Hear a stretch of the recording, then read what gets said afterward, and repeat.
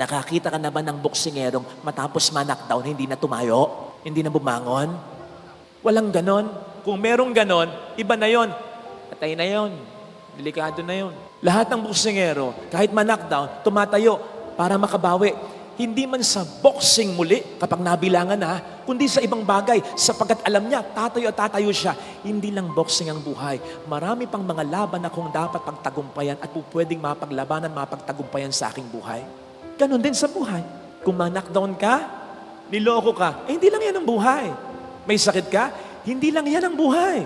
Hindi nag-boom yung negosyo, yun lang ba ang negosyo? Hindi ka napasok sa trabaho, yun lang po ba ang trabaho?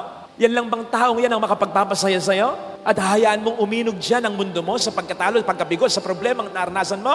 Amon, na-knockdown ka, do not stay down. Laban! Father, ka-knockdown ko lang, kadadapa ko lang, parang walang katapusan, tapos patuloy ang paglaban. Parang hindi ko na mayaayos ang lahat ng ito. Sino bang nagsabi sa'yo, lahat ay tapusin mo, lahat ayusin mo? Masyado ka lang nabibigatan kasi iniisip mo na yung 10 years from now, 5 years from now, iniisip mo na agad, dapat magkaganito, dapat maayos to, dapat maayos yon. One at a time. Kung ano lang muna yung kaya mo. Sapagkat ang Diyos, ang siyang magpupuno ng kakulangan mo.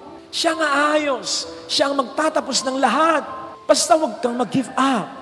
Kaya wag mong isipin, paano mo maayos? Paano mo matatapos? Bahala ang Diyos. Basta, gawa ka ng karampatang pagkilos. Do not give up. Magsikap ka pa rin kung ano lang yung kaya mo. Ano ang laban mo ngayon? Laban ng kalusugan mo? Gusto mong gumaling? Sa palagay mo, ayaw kang gumaling ng Diyos? Meron bang magulang na nakatitiis sa anak na naghihirap? Na ayaw gumaling ang anak? Sige nga. Gusto mong magkasundo muli kayong mag-asawa? Okay? Meron bang Diyos na ayaw magkasundo ang mag-asawa? Siya ang nagpag-isa sa inyong dalawa? Gusto mo na magbuo ang pamilya mo? Siyempre, mas lalong gusto ng Diyos. Gusto mong masolve ang problema mo, makapagbago ka ng buhay, magbago yung mahal mo, mas lalong gusto ng Diyos. Kaya kung yan ay iniisip mong laban mo, ang isipin mo, mas laban ng Diyos ito. Kaya hindi imposible ang himala at milagro. Ang hindi mo kayang gawin, ang Diyos ang gagawa para sa iyo. Do not give up. Para may mangyari pa ring milagro, may himala pa ring maganap. Walang mangyayari kung lahat kayo mag-give up. Dapat may lumaban. Huwag mong kalituhan yung pagkapagod mo at huwag mong isipin na wala ng pag-asa mo. Habang may buhay, may pag-asa, buhay ka pa, may pag-asa ka pa, napapagod ka lang. Sapagkat yun ang ginagawa sa'yo ng demonyo eh. The devil knows he cannot take you out. Hindi kanya kayang patayin. Bakit? Hindi naman siya nagbigay ng buhay mo eh. Unless isuko mo ang buhay mo sa kanya. The devil knows very well he cannot take you out. Kaya ang ginagawa niya, he is wearing you out. Pinapagod ka niya. Para mawalan ka ng pag-asa. Ano ang sabi ng Panginoon? For those who are tired and weary, come to me. I will give you rest. Alam ng Panginoong mapapagod ka. Alam niya. Kaya yung demonyo, inuunahan na niya. Pag napagod ka, huwag kang lalapit sa demonyo. Mas lalo kang mawawala ng pag-asa, diskarte sa buhay. Lumapit ka sa akin. Bibigyan kita ng kapahinga sapagkat maginhawang dalhin ang aking pasanin. Father, teka. Sabi mo, bibigyan niya ako ng pahinga. Bakit bibigyan niya pa rin ako ng pasanin? Ganito. Ang pasaning ibibigay niya ay mas kaya mo sapagkat kasama na siya sa pagbubuhat nito.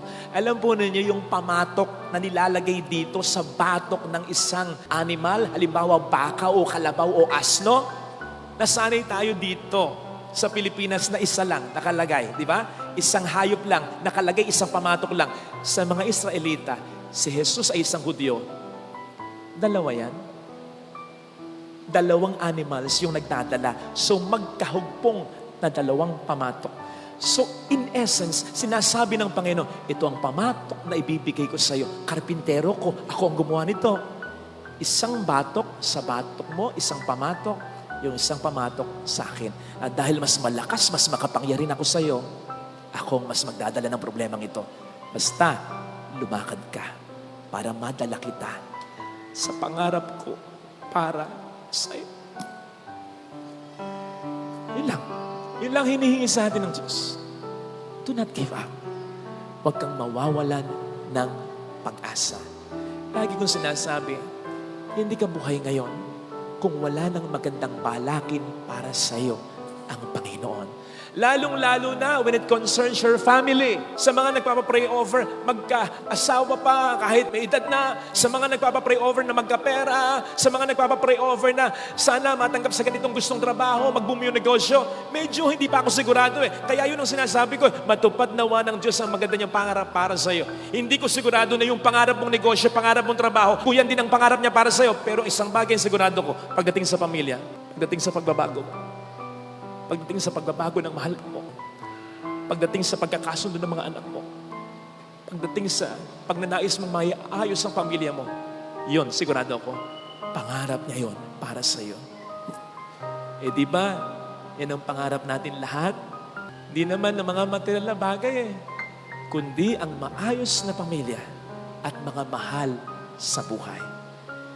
Darating at darating tayo sa mga problema concerning our family. Pag dumating yan, isipin mo yung sermon na ito, ha? Kasama mo ang Diyos na nangangarap na iayos ang problema na yan.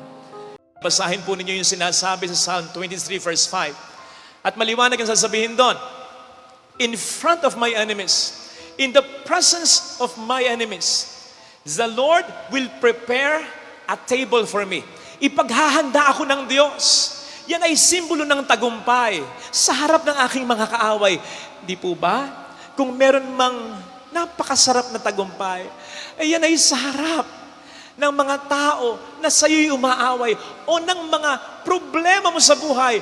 Wala nang masasarap ang tagumpay kung sa kabila ng lahat ng nangyayari sa'yo, sa tulong ng Panginoon ay napagtagumpayan mo ito. Take note, hindi sinasabi ng Salmo, kinakailangan mo nang wala ang kaaway. Kinakailangan mo nang walang problema sa buhay. And then God will prepare a table for us. No! Yes, may blessing kapag walang problema. Blessing yan. Pero wag natin kakalimutan that even in the midst of sufferings and problems, God can still and will still even more bless us. Sa katunayan, doon niya mas naipaparamdam ang kanyang kapangyarihan, ang kanyang pagmamahal, when everything is not okay in our life. Kapatid, hindi mo kinakailangang i-edit ang buhay mo. Hindi mo kinakailangang sabihin sa sarili mo, wala akong problema, kung sa totoo lang, ang dami talaga. Hindi mo kinakailangan sabihin sa sarili mo, masaya ako, kung sa totoo lang, nalulungkot ka at nanghihina ka na. Pero, kung si Kristo talaga ay nasa buhay mo, at ang buhay mo ay nasa mga kamay ni Kristo, kapatid, sa kabila ng lahat ng ito, pwede mo pa rin ma-feel, you'll emerge victorious at panalo sa kabila ng lahat ng ito. Maayos din ito, malalampasan ko rin ito. Iba ang pag-asa ng tao na nasa mga kamay ni Kristo. Kagabi nga po, nung magpe-prepare ako para sa humilyang ito, nakita ko yung isang caption na may picture sa FB. Isang lalaki na may hawak ng rosaryo. Ang sabi ng caption, sino mang may hawak nito, siguradong panalo, walang talo. Maganda, pero kulang palagay ko. Kasi di ba may pagkakataong rosaryo ka ng rosaryo, simba ka ng simba, tapos darating na yung mga problema, feeling mo very down ka. Kaya nga susumbatan mo pa ang Diyos. Nagro-rosaryo naman ako, nagsisimba naman ako, bakit ganito? Kaya kulang yung mga ginagawa natin sa relihiyon. Kung hindi ito hahantong sa isang malalim na relasyon sa Panginoon. Tama na maghawak ng rosaryo, pero dapat mag-lead ito sa paghawak sa buhay natin ng ating Panginoong Jesucristo. Doon mas mararamdaman mo, sa kabila ng mga problema, malaki ang pag-asa. Mayorya ka, mananalo at mananalo ka. Kaya mga kapatid, isa ring dahilan kung bakit nakalambong ang mga imahe ay upang sabihin sa atin, hindi naman mahalaga kung minsan yung pagtingin natin sa Diyos. Ang mahalaga kung papaano tayo tinitingnan ng Diyos. You are valuable. You are the apple of the eyes of God. Mahal ka niya. Yun ang challenge. Hindi lang yung ipakita natin sa Panginoon na mahal natin siya, kundi yung maniwala ka talaga. Maramdaman mo talaga. Makakumbinsi ka talaga na mahal ka niya. Yun ang mas magpapatatag sa atin sa gitna ng problema. Hindi yung pagmamahal natin sa Diyos, kundi yung pagmamahal sa atin ng Diyos. Kahit na may problema ka ngayon, at kahit na walang kasiguraduhan, bukas makalawa, solve na ba yung problema? Magkakasundo na ba ang pamilya? Magbabago na ba ang anak o ang irresponsableng asawa? Magkakaanak na nga ba? Matutupad na nga ba ang hinihiling mo sa kanya? Walang kasiguraduhan yon. Kapatid, kahit na may problema ka, ilalagay mo yon. Hindi ka tulad ng iba na nagsasabing, saka lang ako magsisimba kapag wala na akong problema. Hindi ka rin nakikinig sa iba na nagsasabing, ba't ka nagsisimba? May nangyayari ba sa buhay mo? Hindi nga naman kasi ganun ang tunay na pananampalataya. Ang tunay na pananampalataya ay yung pananampalataya nung magnanakaw na nagsabi kay Jesus, alalahanin mo ko pag naghahari ka na. Isipin ninyo, nagdurusa siya, pati si Jesus nagdurusa. Pareho silang mamamatay. Walang pinapakitang kapangyarihan si Jesus, pero naniniwala siya na hari si Jesus. Ganun ang pananampalataya. Yun ang pananampalataya na hawakan mo. Sapagkat yun ang pananampalataya na magpapanalo sa iyo. At yun ang pananampalataya na maghahatid sa atin pare-pareho sa paraiso. Ito sana ang hilingin nating biyaya sa banal na pagdiriwang na ito. You don't have to be perfect. Things around you do not have to be perfect. People surrounding you do not have to be perfect for God to perfectly do His holy will in your life. You just have to trust Him. You just have to follow Him. And things, unti-unti, will be alright. So ano man ang kalalagayan mo ngayon, kapatid, ano man ang sitwasyon mo ngayon, sino man ang tao sa paligid mo ngayon, ano man ang nararanasan mo ngayon, ikaw ay nasa sitwasyon na pwedeng-pwede kang katagpuin at tulungan gawa ng milagro sa buhay mo ng ating Panginoon. Remember, nag-ahayuma lamang ng lambat ang mga alagad nang tawagin sila ng Diyos, ng Panginoon. Nag-iigib lamang ng tubig yung babaeng Samaritana nang baguhin ni Kristo ang buhay niya. Nagkakasala pa nga si Mateo bilang isang publikano. Ginagawa ang kanyang trabaho nang biglang tawagin siya ni Kristo.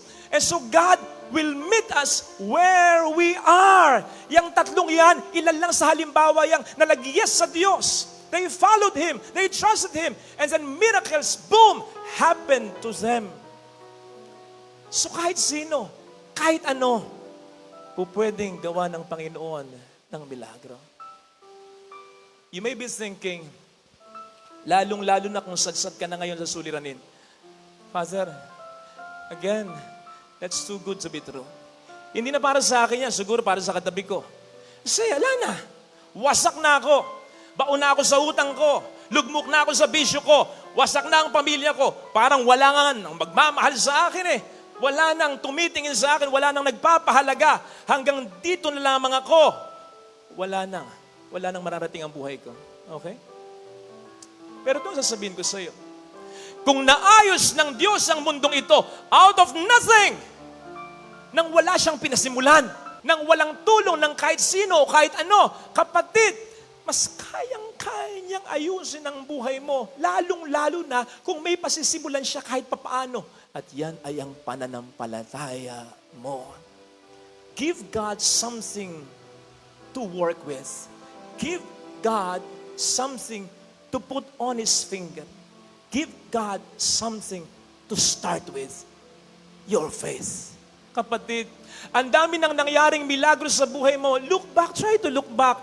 Yung mga milagro ngayon, in fact, yung simpleng pagising mo, kaninang umaga, yung bukas, may negosyo ka pa rin, may trabaho ka pa rin, ang dami mo ng problemang nalampasan. Lahat ng yan ay mga milagro.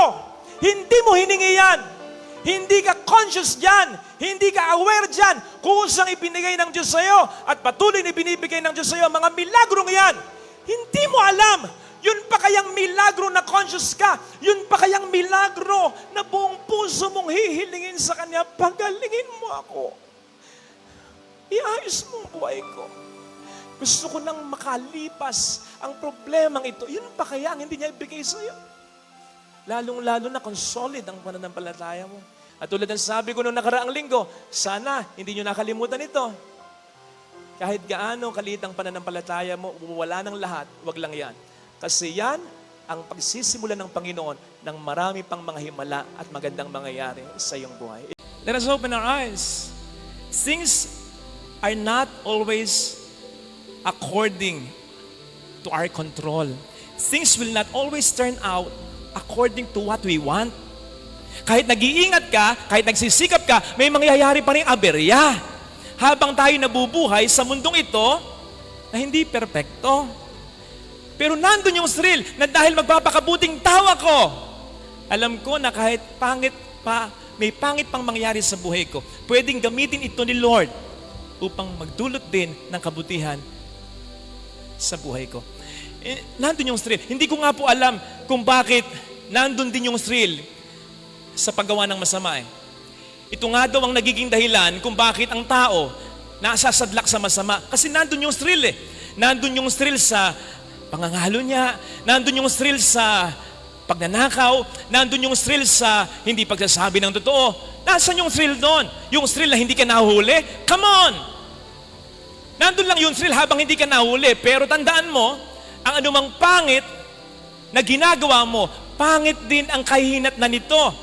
Kaya yung thrill ay binibigay sa iyo ng demonyo, panluloko lamang yon upang mas lalo kang malugmok sa pagkakasala mo. So wake up! Ang tunay na thrill ay yung pananatili at laging paggawa ng mabuti.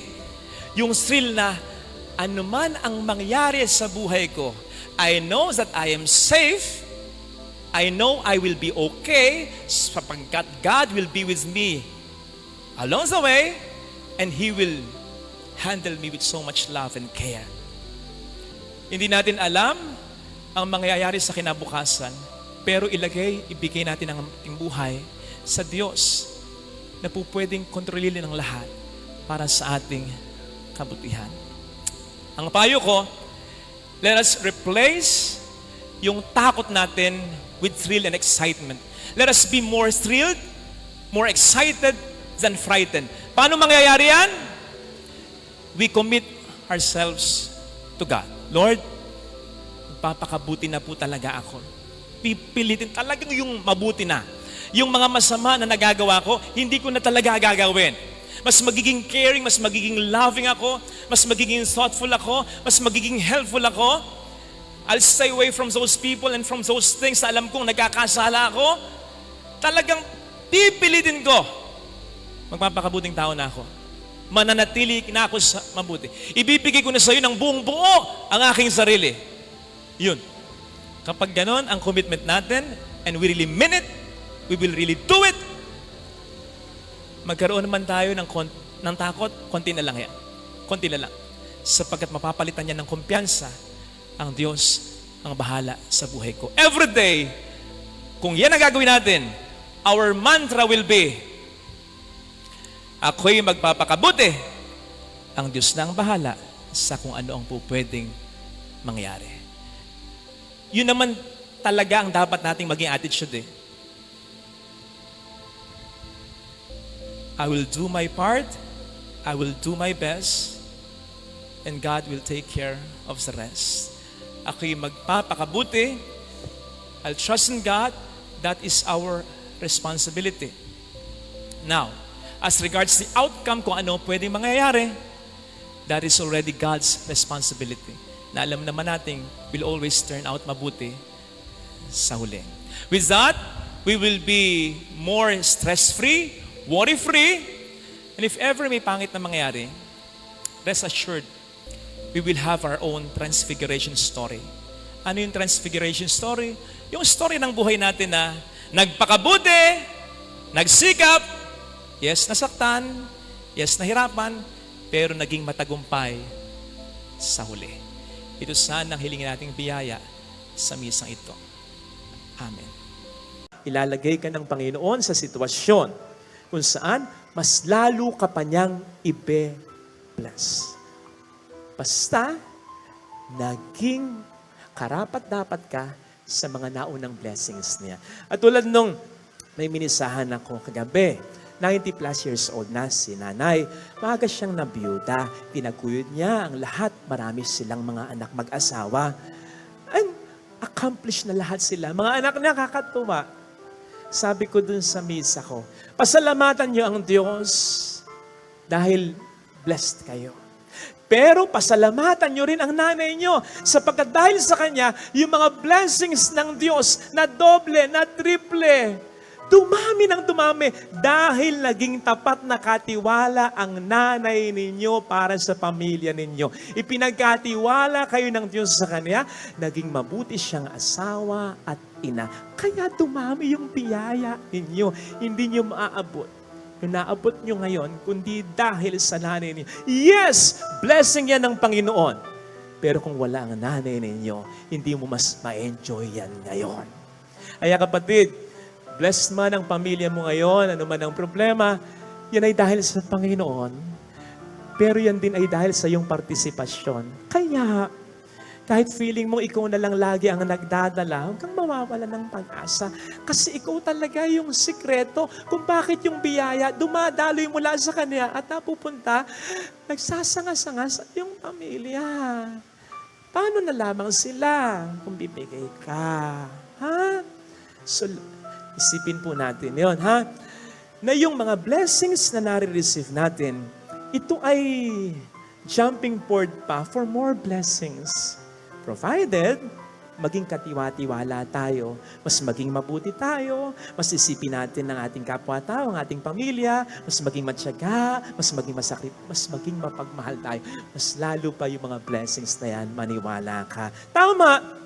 Ang blessings naman ay walang kondisyon. Pwede naman tayong bigyan ng blessing ng Panginoon nang walang man's participation. Pero doon mas nagmumultiply yung blessing na yun. May mga blessings kasi ang Panginoon na hindi niya ibibigay sa iyo hanggat hindi ka pa handa dito. Ikaw ba na magulang, magbibigay ka ng tunay na kotse sa anak mo? Kung 12 years old pa lang ito, adik ka? Siyempre, dapat mag-mature muna siya, di ba? Magsanay muna. Ganun ang Diyos. Ganun ang Diyos. Mas marami siyang blessings na ibibigay, provided na ready na tayo.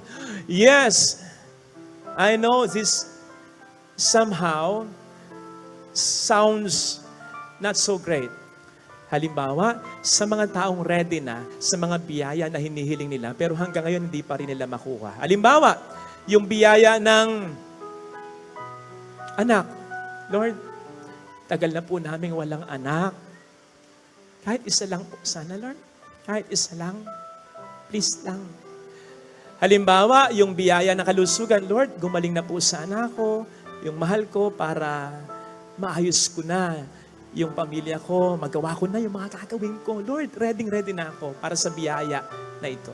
O kaya yung biyaya ng asawa, Lord, ano ba bang ire-ready ko? 45 na ako. Mahirap yun. Yung readiness, nandun na eh. Bakit wala pang blessing? Bakit wala pang grace? Kapatid, ang dasal ko, makuha mo pa rin yung mga grace na yan. Yung mga gusto mong yan. Pero hindi man, tandaan mo, ang mga blessings ay hindi lang mga yan. Tandaan mo, ang Diyos din ay madiskarte, maparaan sa mga blessings na sa atin ay Kanyang inilalaan. Hindi ka man niya mapagbigyan sa isa o dalawang blessing, babawi siya sa ibang mga blessings.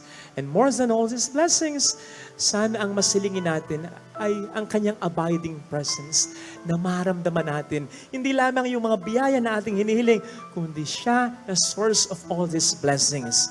At mangyayari yon kung kahit wala tayong hihilingin, magdarasal at magsisimba pa rin. Mangyayari yon lalong-lalo na kung kahit hindi pa rin natin nakukuha, matagal na ang ating hinihiling, tayo ay magdarasal, magsisimba, at sasampalataya pa rin. Kasi doon, pinapakita mo na sa Kanya eh.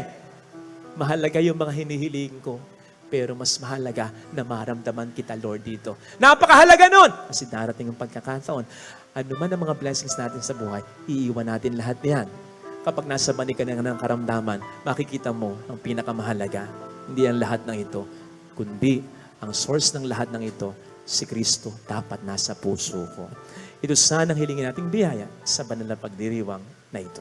Sabi nga po ng isang quote, every day may not be good, but there is something good in every day. Pwedeng hindi laging maganda araw-araw, pero sa loob ng isang araw, siguradong may magandang biyaya ang Diyos sa ating buhay. Kayo po ba, kagabi, nakapagdasal ng ganito, Lord, sana po bukas, buhay pa ako. I don't know with you, pero ako, salamat Lord, hindi ako nakapagdasal. Pero hanggang ngayon, buhay ako. Hindi ko naipagdasal na sana hanggang ngayon, pari ako. Hindi mo naipagdasal na sana hanggang ngayon, kapiling mo ang mga mahal mo. Hindi mo naipagdadasal araw-araw na sana may negosyo ka pa rin, may trabaho ka pa rin. Pero ano? Itong mga hindi mo ipinagdarasal na ito, na patuloy na binibigay ng Panginoon sa iyo, isipin mo, hindi ba mas mahalagang dihamak ang lahat ng ito kaysa mga blessing na hinihingi mo, pero hindi mo pa nakukuha sa buhay? Ang nakikita mo ay ang traffic. Hindi mo man nakikita, may sasakyan ka, kaya nata-traffic ka. Or at least, may pamasahe ka. Ang nakikita ng mga dumadaan dito, lalong-lalo na tuwing sasapit ang linggo, yung traffic, napaka-traffic eka niyan. Dami eka kasi nagsisimba dyan. Buisit na yan. Kaya makikita mo, bubusina yung mga sasakyan. Parang mga nagmumura sa busina. Ang hindi nila nakikita, hindi mo nakikita. Nakatutulong yung lugar na ito para ma-inspire ang maraming tao. And for all you know, kaming mga dito nagsisimba ay nagdarasal hindi lang para sa amin, kundi para sa buong bayan. Kasama ka na hindi nagsisimba. Ang nakikita mo ay yung ang dami mong labahin. Yan, dami na namang labahin. Tambak na naman. Okay. Pero sana makita mo rin, kaya ka maraming labahin, buo ang pamilya mo. Buhay silang lahat. Wala pang nawawala at least naliligo sila. Gusto mo ba? Hindi na. Mag-amihimagsikan na. Nakikita mo ang daming hugasin, okay. Pero pwede ka naman tulungan kahit pa paano ng iba. Dapat ang mas makita mo, may inihahain kang pagkain. Hindi ka nagdidildil sa asin. Tama, nakikita mo na, gulong-gulo na naman. Ang daming mga laruan, ang daming mga gamit ng bata. Nakawiwindang yan talaga. Pero sana makita mo rin, ching, di ba may mga kakilala ka? Ako may mga kakilala ako hanggang ngayon pinagdarasal ko na magkaanak na. Kasi yung mga binili nilang gamit para sa mga anak sana nila, yung mga binili nilang laruan, pinagmamasdan na lamang nila, hindi magulo kasi wala silang anak kahit isa. Kagabi meron akong kausap. May sakit siya, stage 4 cancer. Malamang nanonood siya. I love you po, ate. Ang gustong-gusto kong sinabi niya, Father, nakahanda na naman ako. At kahit minsan, hindi ko kinuwestiyon ng Diyos kung bakit ganito ang sakit ko. Hindi ko siya kinuwestiyon. Bakit ako? Sa loob-loob ko, ano gusto mo ako? Pero hindi niya sinabi yun. Hindi nga niya kinukwestiyon ng Panginoon. Ang sabi ko sa kanya, ate, yan palang malaki ng biyaya. Akala mo lang ikaw yung sumasampalataya sa Kanya. Akala mo lang ikaw yung nakakapit sa Kanya. Ang hindi mo alam, siyang nakakapit sa iyo. Hawak-hawak ka niya na para pang sinasabi niya sa iyo, huwag kang magtatampo ha. May mga mas maganda pa akong plano para sa iyo. Kapit lang, balang araw maintindihan mo. Blessing you! Blessing you! Sapagkat ang pinakamatindi na po pwedeng mangyari sa atin, ay hindi yung magkasakit tayo, hindi yung mamatay tayo, kundi yung magtampo tayo at malayo tayo sa Panginoon. Yun! Ang pinakamatindi na po pwedeng mangyari sa atin. At tandaan natin ang blessing na po pwedeng mangyari sa atin. Ang pinakamaganda ay yung maramdaman mo habang ikay nabubuhay dito sa mundo. Ano man ang mangyari sa buhay mo, ang Diyos ay kasama mo. Hindi naman niya ipinangako talaga na mawawala ang lahat ng ating mga problema. Ang ipinangako niya, ikaw ay sasamahan ko. Kaya't kapag yan ay nararamdaman mo, yun ang blessing sa buhay mo. Hindi yung wala kang problema, kundi yung kahit wala kang problema o may problema ka, ramdam mo, kasama mo siya. And ultimately, ang pinakamahalagang blessing ay yung tayo ay kanyang makasama. Kaya kung ano man yung hinihiling mo na makakaapekto sa layunin niya, na ikaw ay makasama niya sa langit, kung yun ay makapagpapalayo sa iyo sa Kanya, hindi niya ibibigay yun. In the same vein of thought, na kahit yung problema na alam niya na kapag nangyari sa buhay mo ay mas mapapalapit ka sa Kanya, i-allow niya. Kasi more than the blessing and even, lalo na, more than the suffering, ultimately, ang gusto ng Diyos, ikaw ay Kanyang makapiling. Pagpunta natin ng langit, lahat ng yan ay maintindihan natin. Pagpunta natin ng langit at sabihin natin, ay, tama, sulit. Ay, dapat pala dati na akong namatay eh. Totoo. Ang sinasabi sa atin ng Panginoon sa ating first reading, ano man ang blessing na ibinigay ko noon sa pamamagitan ni Aaron, ibibigay ko sa iyo ngayon. Ano ang sabi niya? I will bless you and keep you. Pero parang sinasabi sa atin ng Panginoon, like Mary, also keep me sa puso mo. Yung alaala ng mga blessings ko, lagi mong isipin sa puso at buhay mo. Napanood ko eksena, Superman series o kaya pelikula. May nagliliyab na building, agang tupok na tupok. Merong isang lalaki na kinakailangan iligtas. Si Superman, bilis. Kinuha niya yung lalaki, nilipad niya. He flew him out of the burning building. Yay! Ligtas na. Kaya lang ang Superman, hindi nagtigil sa kakalipad. Lipad ng lipad. Hanggang sa outer space na. Kaya makikita mo yung eksena nung iniligtas yung lalaki from the burning building, masaya, ay, salamat. Pero nung umangat, nasa Pluto na yata. Sabi nung lalaki, teka, iniligtas ako mula sa nag-aapoy na building ngayon. Papatayin ako sa kaba dito. Nang ma-sense ito ni Superman, sabi ni Superman sa kanya, what makes you think na ako na nagligtas sa iyo kanina ang magbabagsak sa iyo ngayon? What makes you think na iniligtas kita para lamang ngayon ay ipahama kita? Kapatid, fiction lang yon. Ang totoong Superman natin ay ang ating super na Panginoon. Ang dami nating pinagdaanan, tinulungan kita, ang daming problema, naisalba, nagkaroon pa ng pandemya, hanggang ngayon may pandemya, tinulungan kita. What makes you think na sinamahan kita hanggang ngayon, iiwan kita pagdating ng, no, hindi ako ganon. Hindi ganon ang Panginoon. Yun sana mga kapatid ang ating makita, ha?